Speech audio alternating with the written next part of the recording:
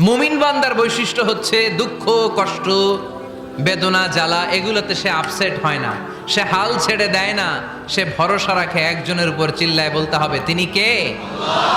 কারণ মুমিন জানে রাত্রি যত গভীর হয় অন্ধকার তমানিসা ভেদ করে শুভে সাদিক হয়। মুমিন জানে গর্ভবতী নারীর পেটের ব্যথা যেই দিন বাড়তে থাকে ওই দিনই নতুন মেহমান আগমনের সময় ঘনাতে থাকে। মুমিন জানে তার জীবনে দুঃখ কষ্ট বিপদ যত বাড়তে থাকে সুখের দিন কাছে আসতে থাকে।